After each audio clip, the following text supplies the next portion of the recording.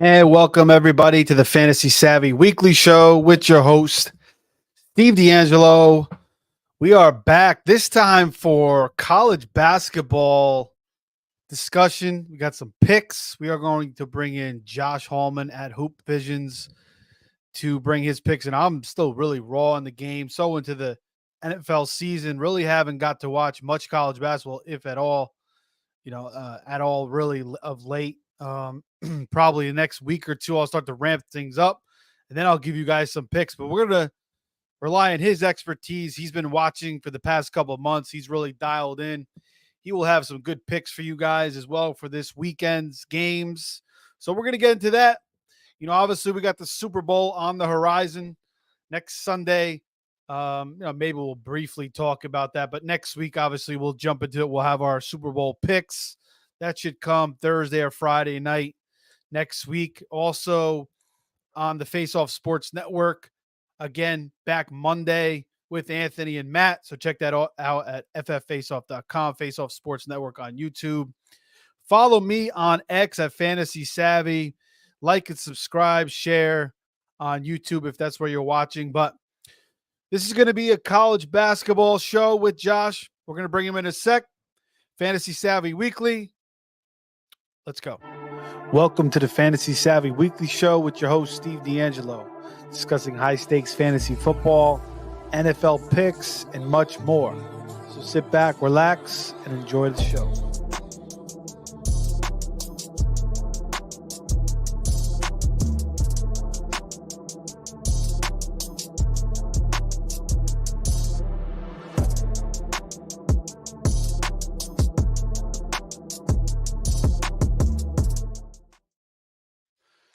Okay, we are back. Fantasy Savvy Weekly. We are going to bring Josh in now. What's going on, Josh? What's happening, man? How you doing? Good, bro. You sound pretty good. I think we're going to be okay. Nice. Good. Yeah, so I'm watching this Nevada San Jose State game. I actually put a quick bet in here from Nevada first half, and they're winning 55-24 right now. Yeah, nice. I saw they got blown out against New Mexico. New Mexico destroyed them, I guess, in last game in January.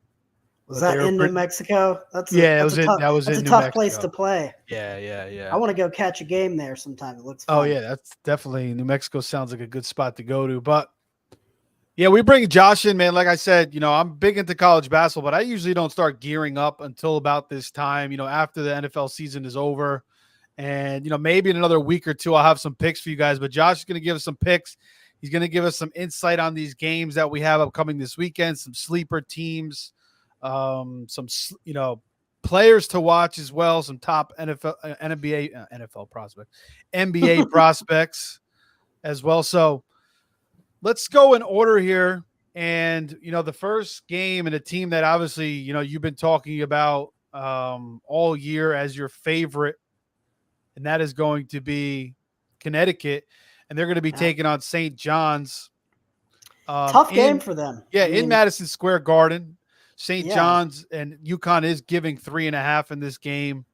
The total is 144.5. The last 10 matchups, UConn has won. So UConn is 8-2 in the last 10 matchups. Actually, no, I'm sorry. They're 5-5. Straight up, it's 2-8 against the spread is St. John's. So UConn has covered, but they are 5-5 straight up. So St. John's actually has played them fairly tough. Obviously, with Rick Pitino now there, I wanted him to go to Georgetown. That was never going to happen. He's a New York guy. You knew he was going to stay in New York. Wanted to go to the Garden. So I don't know. Have you seen? UConn's 19-2. I know you've seen plenty of UConn.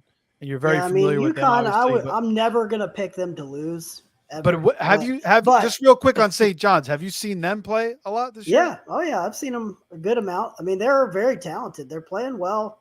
I was pretty disappointed them earlier this week. They played Xavier, and I thought if they were going to be a top team, they're going to win that game, and they did not. So yeah, they lost that game 88-77 in Xavier.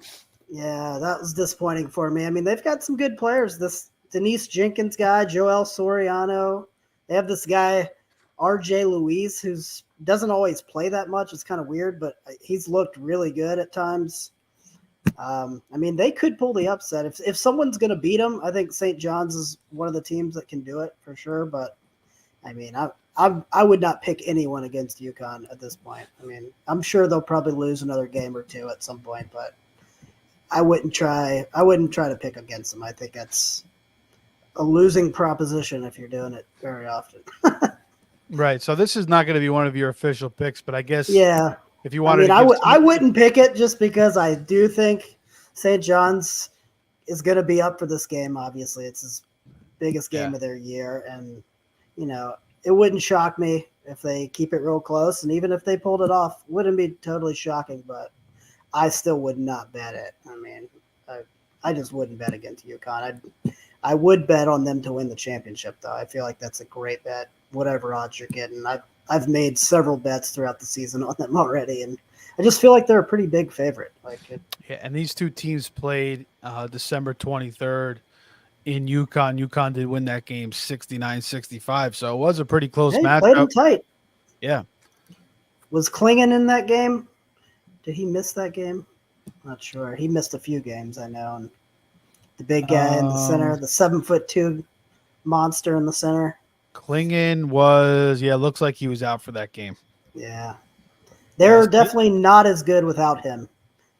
And Stephen Castle, their freshman, has really taken it up a notch. I mean, he's proven himself to probably be a top 5 pick in the draft, probably. He's looking pretty strong. But I don't think there's many teams that can beat them. Yeah, so they have UConn's got Newton back from last year. Caravan was on the team last year.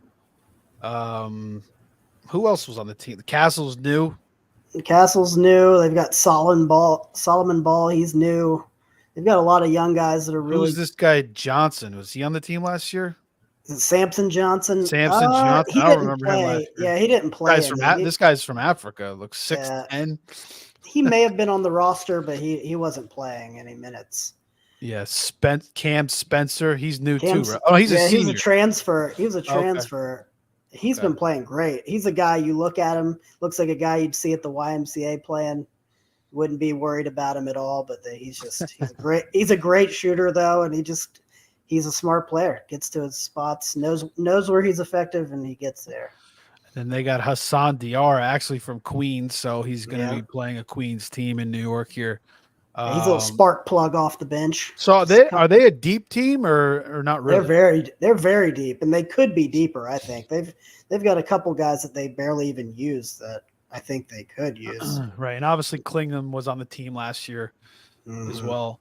And he's a problem inside. Like they're way better with him because it's so hard to score for the other team because he's so. So who did they? Obviously, they lost Jordan Hawkins. They lost Sonogo. Oh, Sonogo, right. That was a big – obviously, he was there forever. Yeah, Sonogo and Hawkins were both I don't know. Did Sonogo get drafted? He probably did, right? I don't. Maybe like the end of the second round, he may have went undrafted. You know, he's probably the best player in the tournament, right? The NBA draft is never kind to bigs who just sit down in the middle and score baskets. You know, I mean, he's a little undersized for the NBA. He's not super athletic. I remember years ago, I thought Michael Sweetney was going to be a thing for Georgetown. Yeah, it's hard for those guys that can't get off the ground. You know, it's like if you can't jump, it's going to be hard for you. And as far as St. John's, I remember Aline, he was at Virginia Tech, so he transferred from over there. Soriano, you mentioned their center.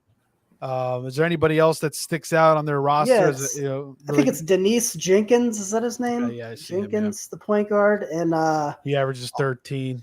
There's a guy RJ Louise Jr. I think that he had one game. I forget which game it was where he looked like a lottery pick in the NBA. Like he played incredible, but he's a lot of times 6'7" sophomore from Miami. Okay. Yeah, a lot of times he'll only play like 10 or 15 minutes, and I don't really know why. He looks like he's one of their top 3 players to me, but when he's been out there, he's looked pretty good. But that one game I remember, it wasn't long ago, and he was going off, just hitting every shot, just doing everything perfect. I was like, who is this guy? It was the first time I'd really noticed him, and I think he's got NBA potential for sure.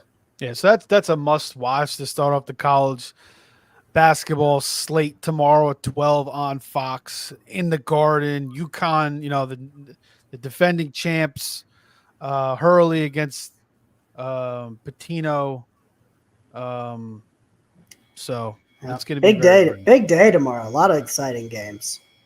yeah. It's going to be There's a lot of games. So let's get into it. Your first pick here is going to be Miami -3.5 against Virginia Tech. That's also at 12 o'clock on ESPN. -3. I think I got 2.5 in the one I saw, but yeah, I'd still take it. Virginia Tech didn't look great. Yeah, you could still probably find 2.5, 3. Depends where you're Yeah. looking. Obviously, look for the best number, but maybe it's moved up since you last looked. Even the spreads just came out recently, so it could have just been bet up right away. So that means you're probably on the right number there. Yeah, Miami.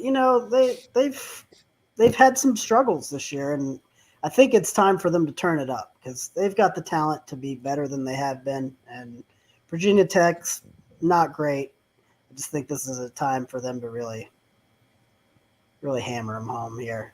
This Norchad Ormir guy that they have in the center missed a few games, and they were really bad without him because they just don't really have anything else down low. But he pretty much gets all their rebounds.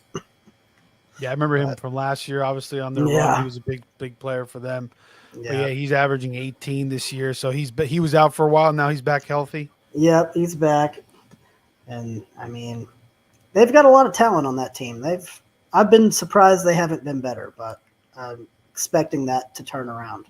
And interesting here is Miami's 6-4 straight up against Virginia Tech. They've won the last 3 games, but they're actually 1-8-1 against the spread against Virginia Tech. So really, that's not great, but that means they're due to turn it around. that is true, and they are home here. They're coming off a road loss to NC State.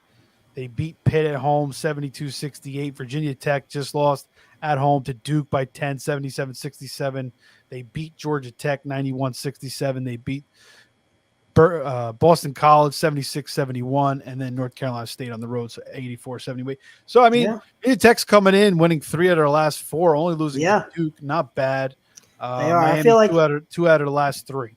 Yeah, I feel like it's time to swing the other way here. Miami needs this to stay above 500 in the ACC. I feel like they're a top, 3 or 4 team in the conference. They've just got to win.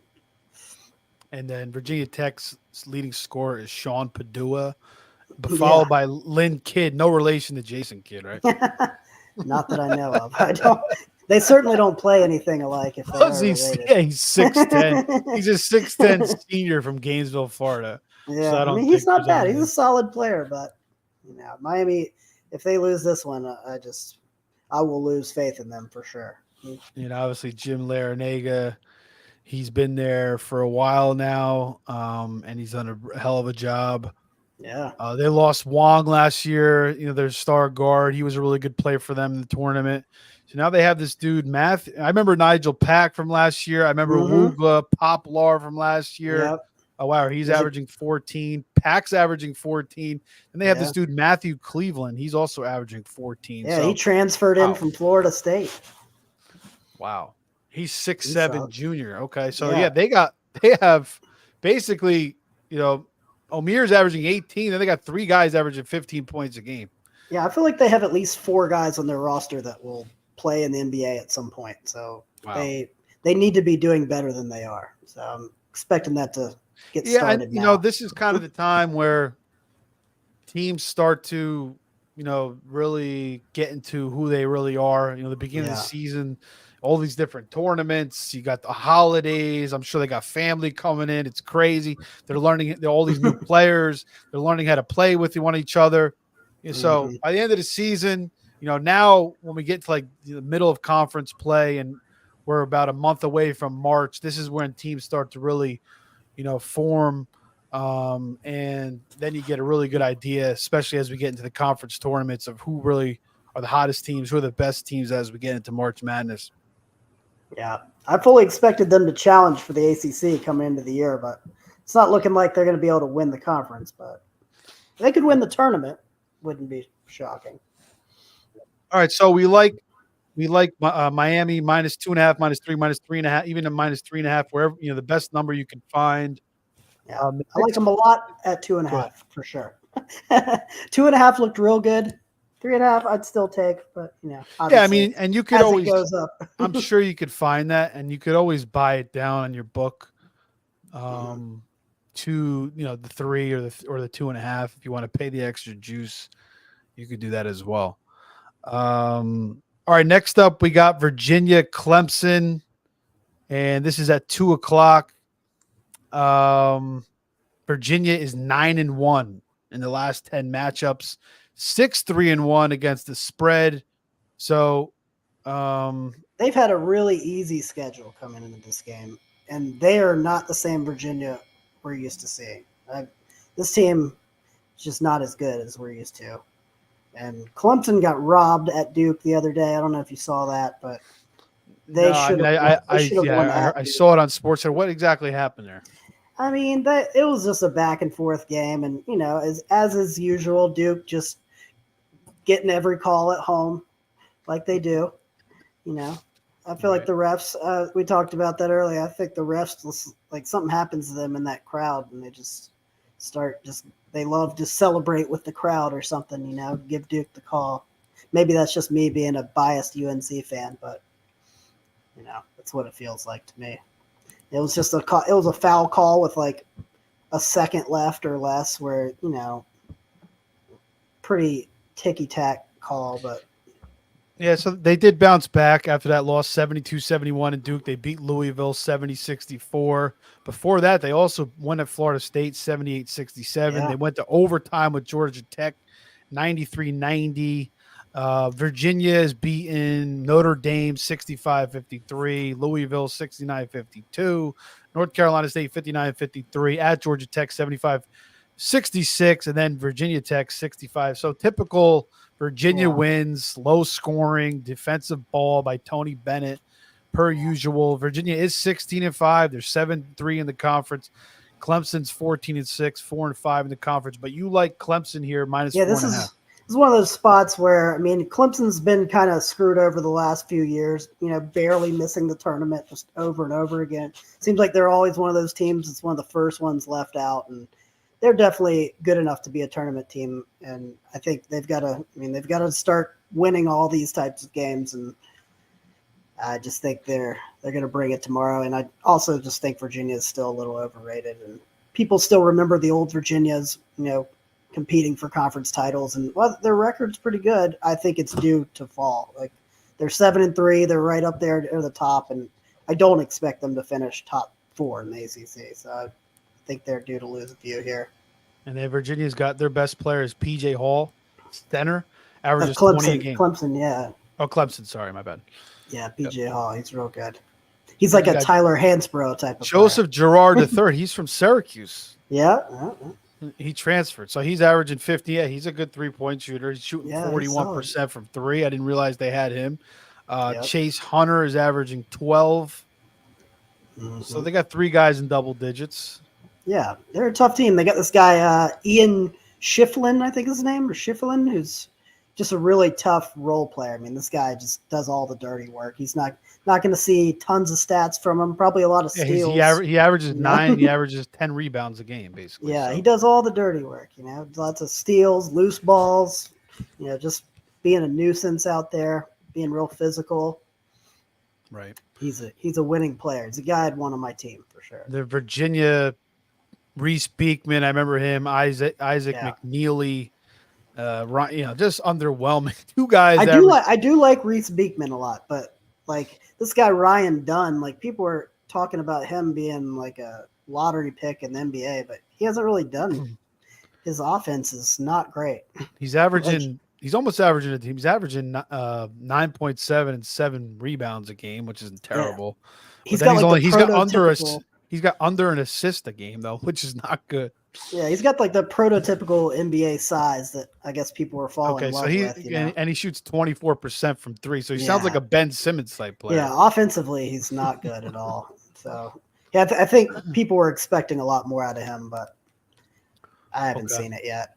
Defensively he's pretty good. And, he's got really long arms and just that that build that looks like they'd be great, but I don't know. The rest of the supporting cast, just not what we're used to with Virginia. All right, next game up here. This is going to be another really good game. This game is at 4:00, and it's going to be Houston at Kansas. And Kansas is getting freaking points at home.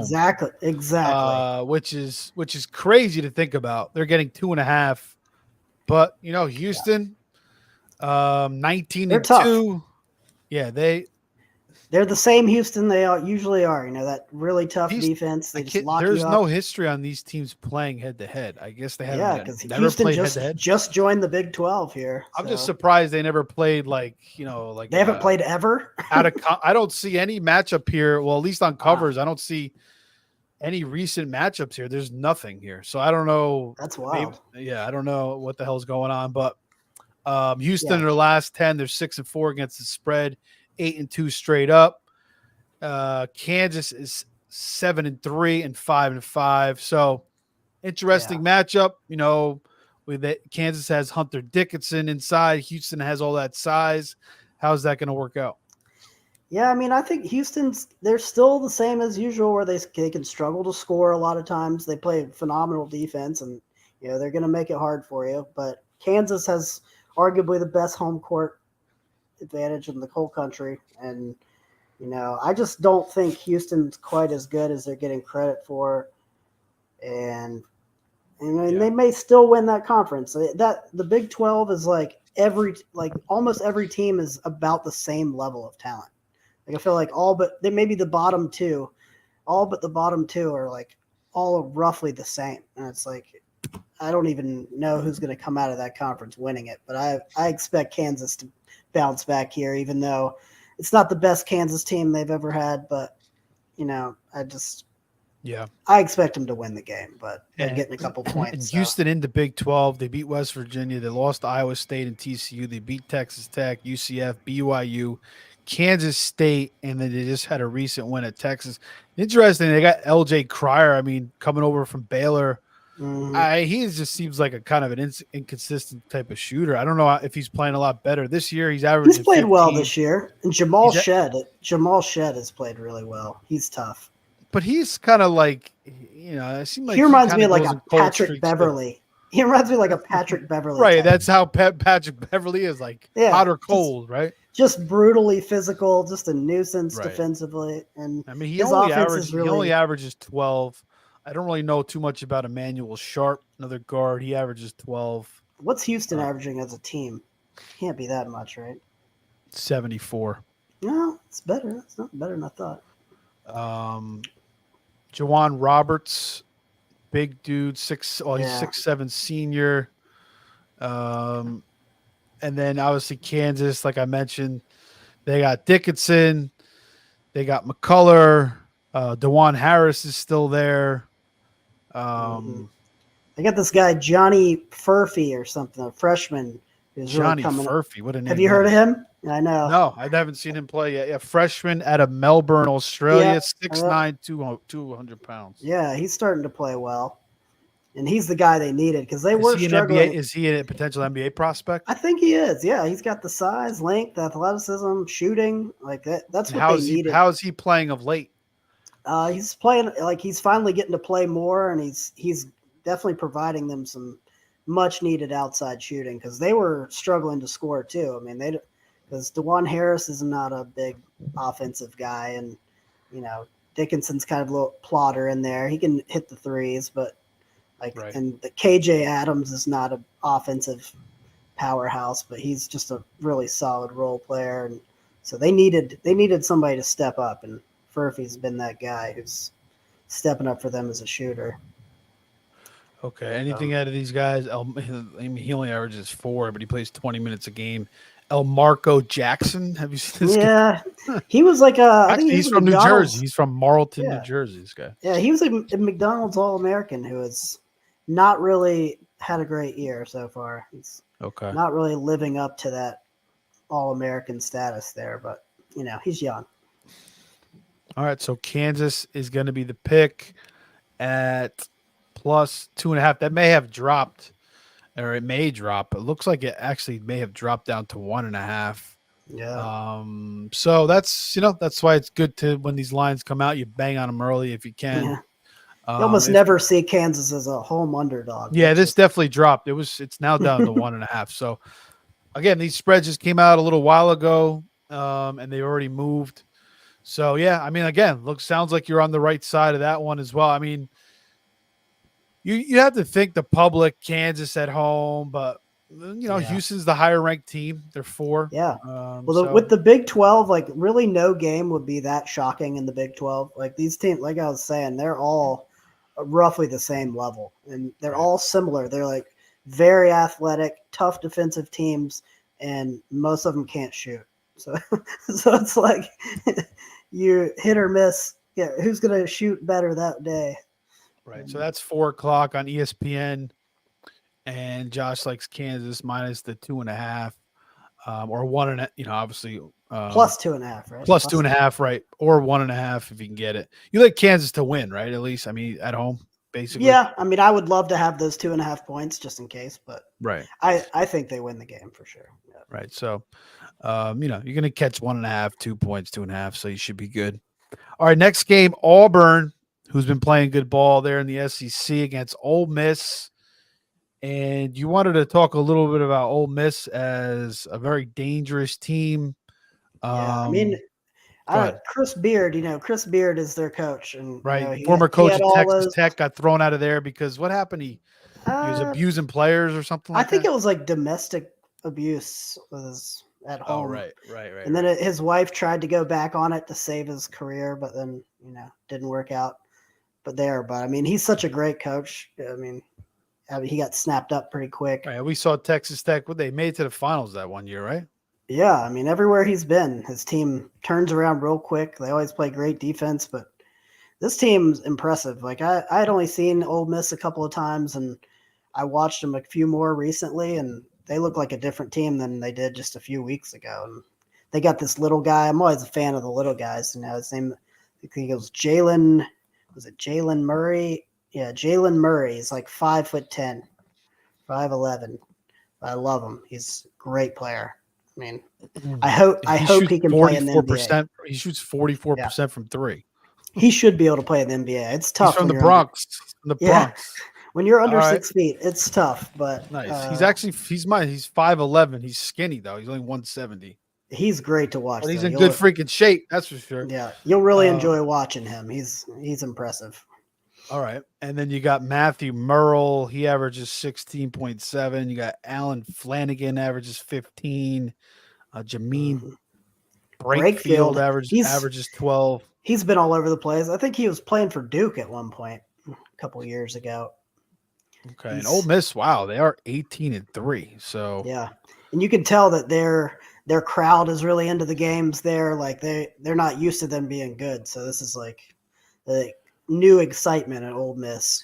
Yeah, they've won 3 in a row. They beat Arkansas 77-51. They beat Texas A&M 71-68. Mississippi State 86-82 rather. Yeah, but they're getting a good team too. They're getting 3.5 here at home against Auburn. Yeah. Auburn's another team, very athletic, has a hard time scoring sometimes though, and Auburn 17-4 in the year. They've dropped 2 of their last 3 though, and then 2 of those were on the road. So you might have something here with this pick. I'm just wondering, why is Ole Miss getting 3.5 here at home? Because it's Ole Miss, man. Nobody knows anything about them. No one's heard of them being good at basketball for 20 years at least, maybe more. My whole life I've never known them to be good at basketball. So, I mean, right. you see Auburn. Auburn's been much better in recent times, and Auburn's they're a highly ranked team, and Ole Miss is not in the rankings. They are ranked very high in my rankings. I think I have them. Let me check my rankings. Well, maybe because freaking Auburn destroyed Ole Miss 82-59 in Auburn.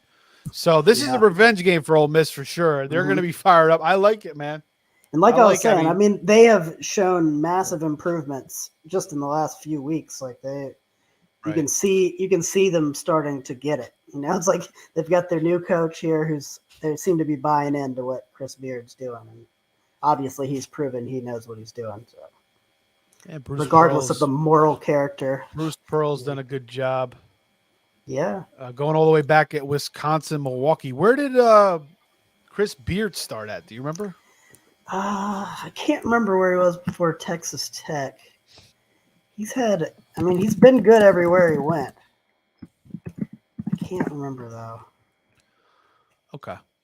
No biggie. Little Rock, Arkansas, Little Rock. Oh wow. Okay, so and Texas. He's oh yeah, that's right. He went Texas to Texas. Is where he got fired from, right? That's right. Yeah. Or is that where I can't remember why he left Texas Tech. I guess he. I think he left. I think he left Texas Tech just to get a better job. Yeah, they just offered him a ton of money. So and then he got in trouble. He got thrown out of Texas. That's right. So it was Arkansas, Little Rock before that, and they were, they were a team that would make the tournament and give somebody problems. Yeah. He knows how to teach defense. So yeah, Ole Miss plus 3.5. There for Josh's pick. I also picked them. I put a bet on them to win the SEC at like 100-1 or something. Yeah, all right, nice. We got one more pick here, but let's talk about your team, North Carolina. This is obviously going to be a primetime matchup. Dickie V is not going to be calling this game. I think he's still got issues with his vocal cords. Yeah. So prayers out to him. But 6:30 tomorrow night, North Carolina 17-4, Duke 16-4. And last 10 matchups, Duke has the upper hand, 6-4. But Carolina has covered. It's always a great game, no matter what's going on for either team. It seems lives up to the hype every year. I expect nothing less. I expect it to be a tough game, but I kind of like the fact that Carolina is coming off a loss. They blew it against Georgia Tech the other day. Just fell asleep. They got up early and just kind of fell asleep. You could always say they're looking ahead. Yeah.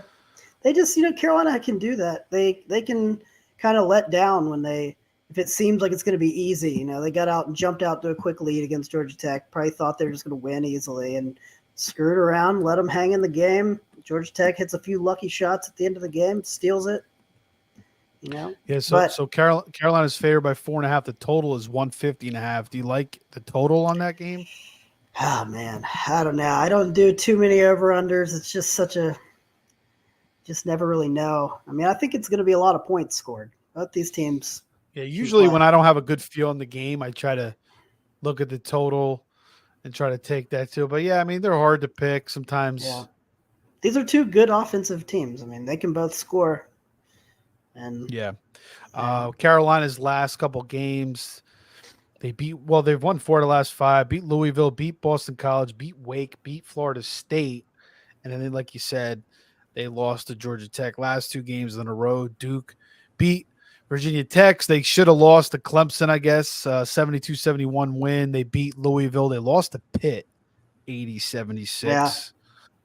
And then they beat Georgia Tech 84-79. Who are some players? I remember Flipkowski, Proctor. Filipowski, Proctor for Duke. 2 pretty good players there. They got Jared McCain, who's a freshman, really good shooter.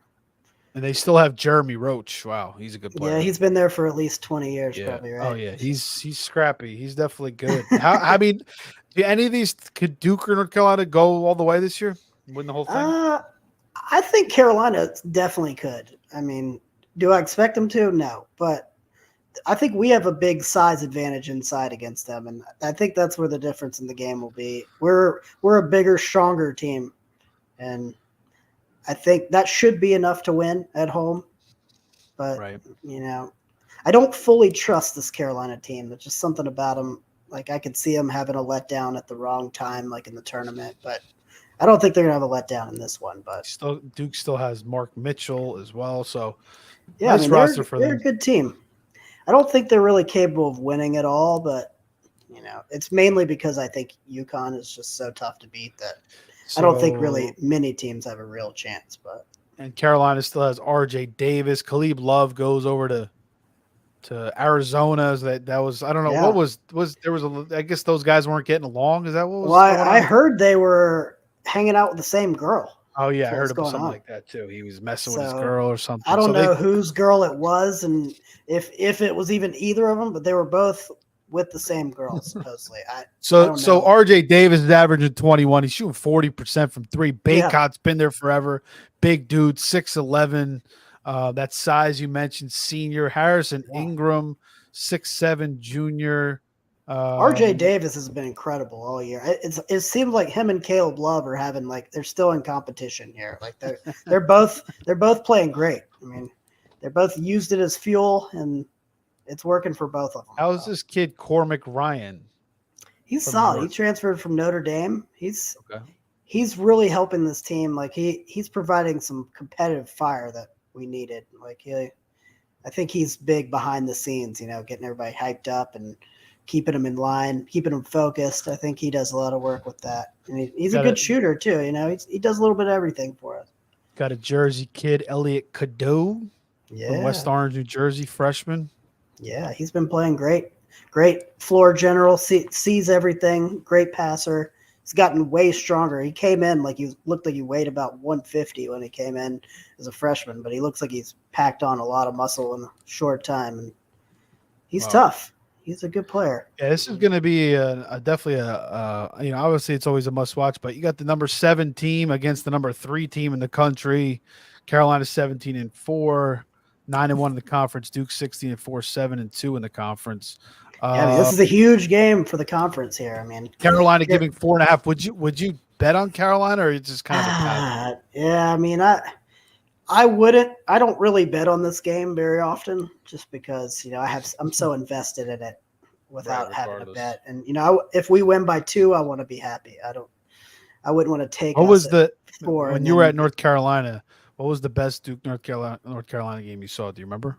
The first one I can think of was the worst that I saw was Chris Duhon hit a game winner against us when I had like 5th row seats, center court, and we tied it, and then he came down and like hit some crazy layup at the buzzer to win it by 2, and it was devastating. Chris Duhon had a good NBA career too, playing for the Bulls, right? That's the first game that comes to mind with me being in college with them. That's the game that I saw. That's from tough. right up close, just devastating. It was rough. All the ones that immediately come to mind are all bad, except for that Final Four game when we ended Coach K's career.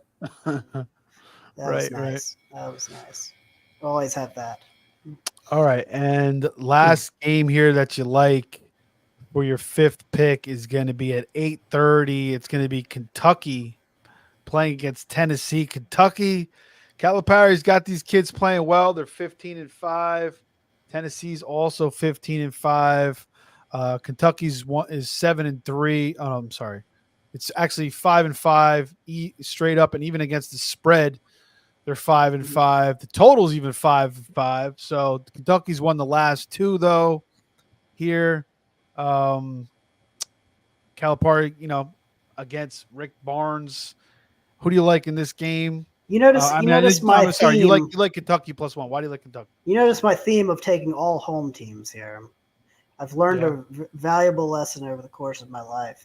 Well, I mean, it's always safer, especially college basketball. It feels nice to take the home team because you don't have to deal with all the momentum, the crowd, and all that shit. And plus, you're taking some pretty good, home court advantages here as well. Yeah, I mean, Tennessee's ranked very high. I don't know, maybe number 5 or something.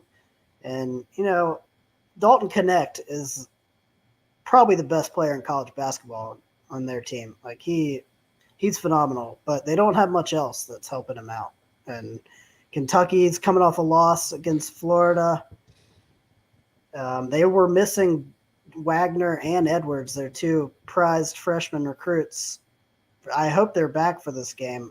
They're questionable, so that could play a big role in this spread too. So they don't really. It's kind of up in the air. That's DeJuan Wagner's son. I think they're related somehow. Is it DJ Wagner? Sure, DJ Wagner, yeah. I remember Antonio Reeves from last year. He's averaging 19.5 this year. Yeah. Shooting 43% from three. Wow. Yeah, he's played well. And I just watched Tyrese Maxey last night with the Sixers, man. He would look he's a beast. unbelievable. Oh my He's God. a beast. And then Yeah, you got De'Aaron Fox killing it for the Kings. So yeah, they got a lot. Calipari, Maxey, they were sleeping. NBA was sleeping on Tyrese Maxey. the I think he went like 21st. Got that one in the right draft. after they messed up on the freaking passing on Jason Tatum, trading up for Markelle Fultz. They screwed that one up big time.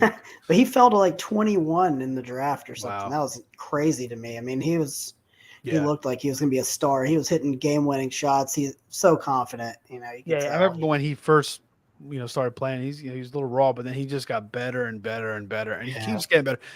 Puts up 51 last night. Just crazy explosion. I didn't see that. Oh yeah, he went off against. Yeah, I love him. And that was his first game back from it. His first game back from injury too. He's coming back from an ankle injury.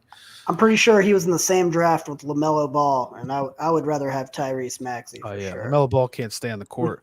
Rob Dillingham, 14 points a game. Trey Mitchell, Reed Shepherd, DJ Wagner. Like you said, he's questionable. Who's the other guy that's questionable for Kentucky? Justin Edwards. Okay, he averages 7. Reed's playing really well. Reed Shepherd. Yeah, his dad was a NBA guy, I believe. Well, they had I think Kentucky had a player named Jeff Shepherd way back in like the 90s. I don't know if this is his son. Yeah, I know both his parents were like really good basketball players. I can't remember exactly who they were, but yeah, I mean they got a lot of talent. That Dillingham guy, he's an explosive scorer, but he makes some terrible decisions, takes some terrible shots. So he'll be a key in, needing to play smart to win this game, because he's probably going to have to play more minutes if those two guys are still out. Right. But they've got tons of talent. I mean, even if those guys are out, I think they've still got a solid chance to win. And I mean, they need it. They need this game. Yeah, overtime loss to Florida, like you mentioned, 94-91. They beat Arkansas on the road, 63-57. Yeah. They lost to South Carolina. That's just kind of a – See, I think Florida and South Carolina are better teams than people think. Well, Tennessee actually lost to South Carolina at home too, 63-59. The SEC is deep. They've got a lot of good teams. Mississippi State is a good team, and they've got a losing record in the conference. Alabama's playing really well, though. They're going to be tough to beat. But. You mentioned Dalton Connect. This kid averages 20. Yeah. Shoots 40% from three. You think he's the best player in college basketball? I think he is. I don't think it's really close. 6'6" senior from Thornton, Colorado. Yeah, I don't think it's close right now. He looks like he's playing a different game out there. And so if you had to compare him to an NBA player, who would you compare him to? What is his game like? Does he drive? Does he just shoot threes? Or he literally does everything well. He's a phenomenal shooter, but he's way more athletic than you think he's going to be. Like, he looks like a guy, 6'6", but he's way more explosive than you would expect. He can drive, he can handle, he can pass. He does everything. I mean, he's an NBA ready player right now. And I remember Josiah Jordan-James. He's pretty solid. He averages 6.7 rebounds, 8.4 points. You got Ziegler. I remember him from last year. He averages 10. Jonas Idu averages his second year. I guess he was on the team last year. I don't remember him though. 6'11". That's my problem with Tennessee. I mean, they're great defensively, but they are very inconsistent on offense other than Connect. I mean, he's great. He's going to bring it every game. I mean, he almost came back and won that game against South Carolina by himself. Everybody knew he was going to shoot a three just every possession, and he kept doing it, kept hitting it. They made it really close. But, I mean, one guy can't win games that often, and they're asking him to do too much over there. I feel like it's just not going to be enough. Yeah, I mean, Kentucky's getting points at home basically means on a neutral court. They like Tennessee by like 6-7 points. Yeah. Tennessee is number 5 in the country. Kentucky is number 10. But you like Kentucky plus the 1. It actually has moved up to 1.5 now. So I'm betting against number 4 and number 5. this week. So that spread has moved in the opposite direction. Mm-hmm. So the sharps are kind of like Tennessee. Looks like the Does that Vegas mean guys. they know that DJ Wagner and Justin Edwards are not playing? Uh, it's possible. I Maybe mean, somebody's got some DJ inside Wagner. information. Let me see if I could find anything on him. That's the thing about college basketball. Like the injuries are so vague. In Yeah. college sports in general, you don't really get much information at Yeah, all. I was looking for stuff, and it's just like they're not sure if they're going to be available. Has he not played the past couple games, DJ They Wagner? didn't play. They didn't play the last game. I know that. And Okay. Florida beat them, but Florida's a really good team. I mean, they're not ranked, but they should be, and they're tough. They're deep. So if They're Wagner and who's the other guy you said? For Kentucky? Justin Edwards. If one They're of them both are guys out, that projected one of the, lottery picks coming into the year. oh wow. So if one of them are out or both of them are out, are you gonna just scrap that pick or? Well, I mean, Or you I still roll with it already regardless? made it, so I guess I'm kind of set in there. Okay. But I mean, I still think they can win without them. I mean, they're not. They are like elite prospects, but they're neither one of them are like playing spectacularly well. Like Reed Shepherd might be better than both of them right now, so that's more minutes for him. And Yeah. I don't think it necessarily kills them with them being out. But Rob Dillingham, he needs to have a decent game. He can't just be jacking up those terrible threes and airballing like 30-foot threes. He does that sometimes. He can't be All doing right. that So tomorrow. so to recap here, we got Miami -2.5 over Virginia Tech, Kansas +2.5 over Houston, Ole Miss +3.5 over Auburn, Kentucky +1 over Tennessee, and Clemson -4.5 over Virginia. So you got 3 dogs, 2 favorites, all home teams. And you mentioned the SEC as being a really good conference. Would you say they're the second best conference behind the Big 12? I actually don't think the Big 12 is the best conference. I think the Okay. SEC is Wow. better than the Big 12. Wow. That's And I because the it's SEC historically, they've been joked upon. Like the SEC yeah. sucks. SEC, so I think they're much better than people think this year. But I mean, I don't know that there's any dominant conference necessarily this year. Like the Big 12, I think has a lot of good teams, maybe no great teams. The fact that Alabama is leading the SEC when they had a pretty terrible start to the year, and now they're playing great. So, but the SEC is very deep, just like the Big 12. Like tons of teams that are very good would be capable of winning a few games. But I mean, the ACC I think is a little underrated. Like people kind of think it's Duke and Carolina, and everybody else is bad. And I think Florida State is a good team. I think Miami is a good team. Clemson's a good team. And then the Big Ten, they've got some tough teams. Like the Big Ten's interesting to me because, they're not as athletic as the SEC and the Big 12, but they've got better shooting. They're general kind of smarter offenses. Like they just right, it looks they better. play good But defense. yeah, but when they're up against those overwhelming athletes, sometimes they can get blown out. Like, I think Wisconsin has lost to some couple athletic teams, and those guys are vulnerable. But Illinois is a good team. Purdue. I mean, there's good teams in all these conferences. And the Pac-12 is pretty much shot this year. I mean, it just seems It's so Arizona. seems so topsy turvy. It's Arizona, and Right. they've dropped a few bad games. They've a couple terrible losses, like lost to Stanford. Can Arizona win it all this year? I mean, they've got the size and the talent. I wouldn't trust them to win it. Like I couldn't trust them to have 6 good games in a row. Like they Right. would. Like Caleb Love, That's kind of been I the love case. the guy. That's kind of been the case for Arizona for Yeah. for a while now. Yeah, like they've got the tools. They've got it. They're capable. I mean, I fully expect them to win that conference easily. I don't really think there's any of those teams that are really in their category at all. So I mean, there's the rest of the Pac-12 is not very impressive. I mean, it's pretty much all Arizona. UCLA, I liked UCLA coming in the season. They have a terrible record. I mean, they still have a losing record. it wouldn't shock me if they could like stole the conference tournament somehow and like got a bid because they've got talent. They're young, but like they've got size, athleticism. Like they played Arizona tough. Almost beat them. I think they were up 20 against Arizona. They got off to like a 20-point lead in the first half, and then they end up blowing it. But yeah, it's interesting. I mean, UCLA is usually way ahead of the pack. This year, they've just been.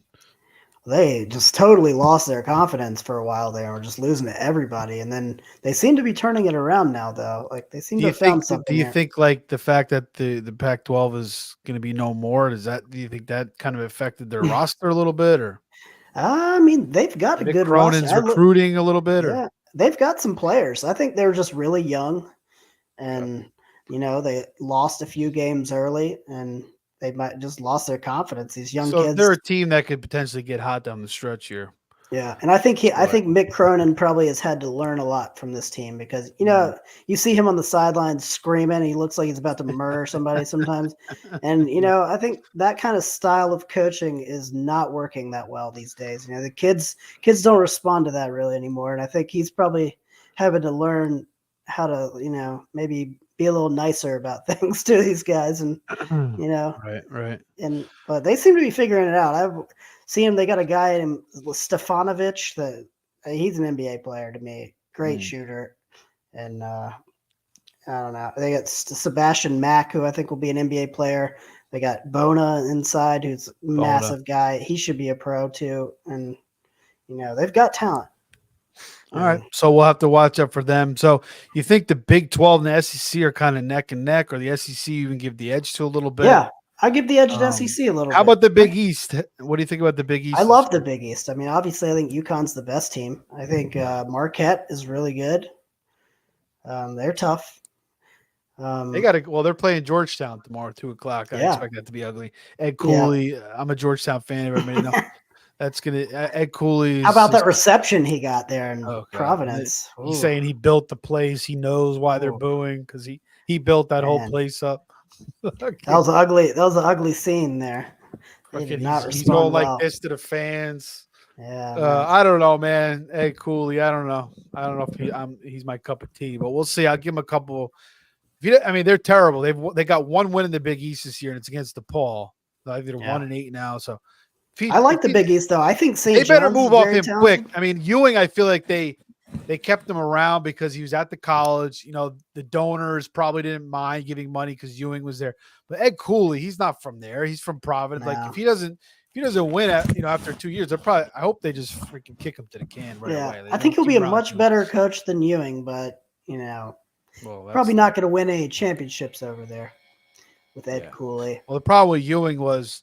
They were pretty much terrible. Then they went on that run in the Big East tournament, and then they kept him another 2 years. Saved his job for a couple years. Yeah, he won 2 games. I think he won 1 game in the Big East in his final 2 years, which is just horrendous. But yeah, these guys who are great players, they get some pretty long leashes with these jobs in basketball. It's as someone who likes getting into basketball and wants to have a scouting position, it's pretty frustrating to watch these guys who, obviously playing is a lot different than being on the other side, whether it's coaching or scouting or being a GM.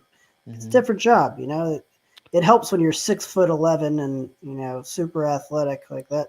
That doesn't help you at all in coaching or, so. Right. You mentioned Dalton Neck. You mentioned Stephen Castle, freshman from UConn. You really like him a lot. He's only averaging 10, but definitely a guy to watch. So he was injured. He was injured early in the season, and they kind of eased him in when he came back, and he wasn't doing a whole lot, struggling with his shot early on, but he has found it now. He's just a really smart player, knows how to get to his spots, and there's nothing you can really do. He just exploits you in every way. Might have to put in some DFS college basketball lineups of all these players you're giving me. Yeah, I got a long list over here, so we can work together on that. Yeah, we definitely got to do that. Maybe we'll do a nice DFS show for next weekend.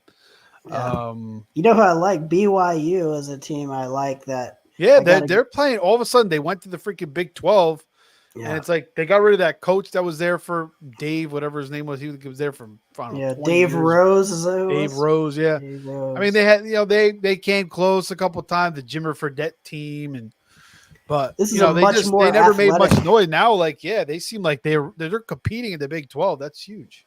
Yeah, and I mean, I put a little side wager on them to win the conference because I think they're capable. I mean, they lost a heartbreaker to Houston the other day, and that one's going to hurt when it comes to winning the conference. But I mean, the kind of odds they were getting, they're just as talented as anybody else in that conference, I think. So, but I was going to say, as far as Castle Neck, is there any other players that you think are one of your favorite, or one of the best players in college basketball? See who else shifting towards the NBA, more NBA type prospects. Yeah, I guess. I mean, is Neck? You think Neck's definitely an NBA prospect? I think so. I mean, to me, he certainly is. I mean, I don't think there's any question about it. Okay. But I mean, I probably have him higher than most. I've got him number 2 on my list. So wow. I don't think many people have him that high, but Stephen Castle, I have number 3. So these guys are right there. The only guy I have ahead of them, this guy Alexandre Sarr, who's playing in France somewhere. He's like a 7-foot guy who does everything. Well, any other guys? Any other guys that stick out that are playing tomorrow? Maybe. One guy I'm not sure if they're playing tomorrow. Probably John L. Davis. You probably remember him from Florida Atlantic. Oh yeah, got him pretty high up there. I like him a lot. I've got Klingon and Newton pretty high on my list from UConn.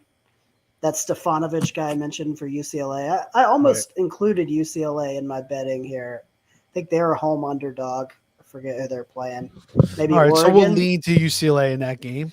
Maybe Oregon. They're playing at home. I mean, I like Oregon's one of the better teams. Of late, Oregon. Yeah, they're one of the better teams in the Pac-12 for sure. That's why I laid off it because, I think they had some injuries early on. They're healthy now, so. But I'd be looking to bet UCLA the rest of the year. Not maybe this game questionable because this is one of the better teams they're going to play. But I like them. Their record's so bad. Like they're going to be underappreciated for the rest of the year.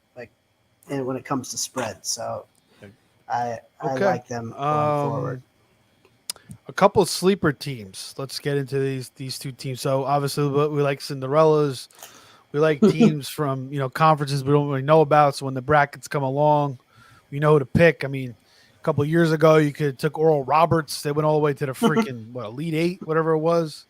Max Asmus. Yeah, Mac Asmus. Playing? He's on Texas now, Texas now, yeah. And what's his name? The other guy transferred to was it Texas Tech? What team did he transfer to? Which guy? O'Banner? Is that what you're talking about? Yeah. Where did he transfer to? He's not playing this year. It was Texas Tech, right? He's done now, right? Yeah, he's done. Yeah, he was Texas Tech, though, I think. Yeah, I think that's what you're looking for in a upset team is a star, an under-the-radar star who can just go off for these smaller teams like a Max Asmus who scored like 35 every game in the tournament a couple years ago. Have you seen this kid, before we get into the team, have you seen this kid Tommy Bruner play? He's the leading scorer in the country. I actually did because we talked about 25 and a half. Yeah. Yeah, we talked about it the other day, so I made a point to check him out. And, I mean, Denver's just not playing anybody. Their schedule's weak. They're 13-10. It'd be cool if they made the tournament. He's obviously a great player to be able to score that many points, man. Putting up I think he scored 49 in a game the other day. It was like a double overtime game, but I remember he could score, but he's small. Damian Lillard didn't even make the tournament, and he was like awesome at Weber State. I think Weber State. But this guy, he's very small, and when that conference he plays in doesn't have a lot of size, not a lot of great athletes, So I watched him play a couple games. I think they played Colorado State and they played somebody else, and I looked at those highlights, and he didn't stand out overly. Like he's not an NBA prospect. Sometimes these guys are just chucking up a ton of shots too. Yeah, well, I mean, he can score, but it really matters who you're playing against. I mean, if you put him in the ACC or the SEC, he's not going to be doing that. He had a game against Oral Roberts. He threw up 30 shots. Yeah, 12 and 30. Yeah, and he wouldn't be getting any of that. If he put him on one of these big schools. It's like rec basketball. Yeah, he probably wouldn't be starting on most of these other teams, like all right, SEC so teams. you got a team here, McNeese in the Southland. I don't remember McNeese ever doing anything in the tournament. I'm trying to look at They're scary. some of these teams in this conference. I don't even remember any of these teams making any noise. Oh, maybe Northwestern State. I think they may have pulled an upset once, maybe. Yeah, they could do some damage, I think, McNeese, and they've got another disgraced coach and Will Wade. Well, yeah, they're 19-2. Their only two losses were to Western Carolina and Louisiana Tech. They beat VCU, and then they beat Bible Studies and Camp Christian. they destroyed those teams. Was it? They beat Michigan. They beat Michigan. Man, Michigan has probably been the most disappointing team in the country this year. I don't even know what's going on over there. It's a mess. They've got to be upset about their situation. But anyway, what sticks out to you about this team? I mean, they got a guy named Shahada Wells. They got Christian Shoemate. These guys are just tough competitors. They can score. They can defend. They can do everything. And I think they've got an angry coach out to prove he's been done wrong. They're used to winning. I think they're a team that can go to the tournament, and they're going to truly believe they can. So what would they be like? They'd be like a 14 seed or a 15 seed?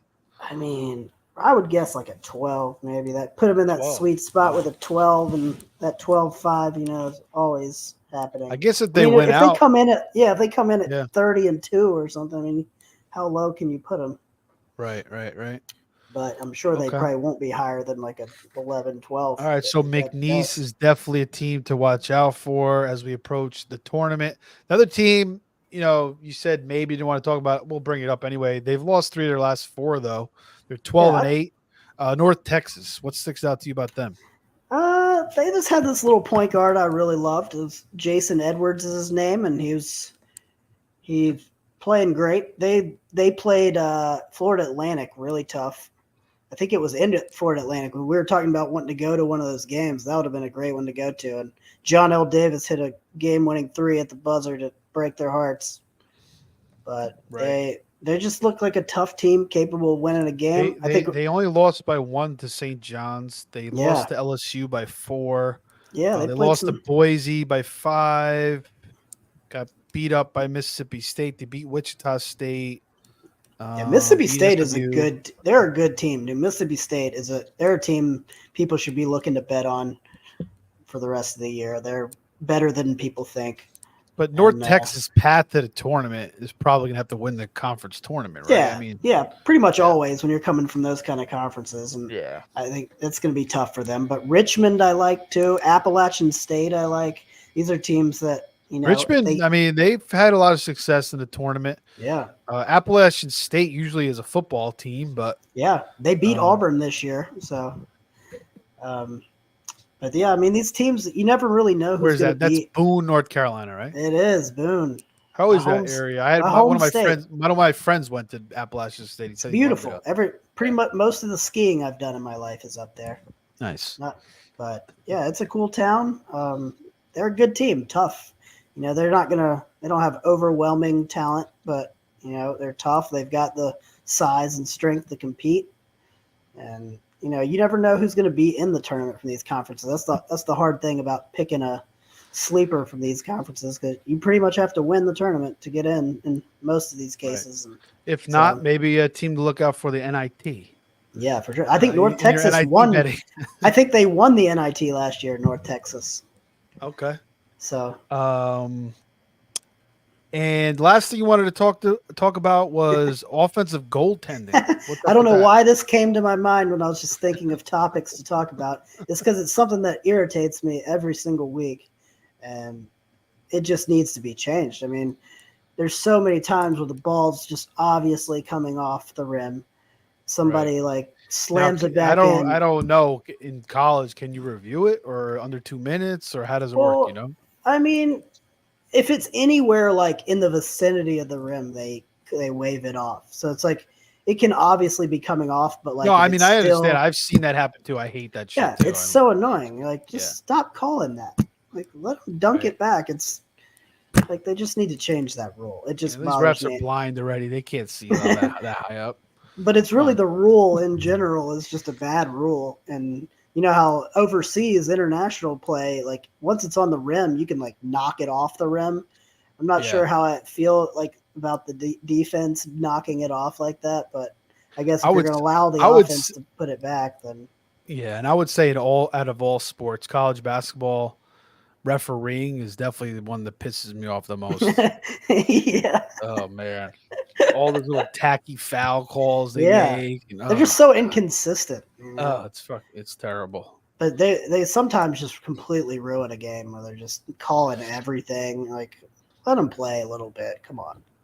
All right, man. Well, that was good. Let's just recap your picks one more time for the listeners. Miami -2.5 over Virginia Tech. Kansas +2.5 over Houston. Ole Miss +3.5 over Auburn. Kentucky +1 over Tennessee. Clemson -4.5 over Virginia.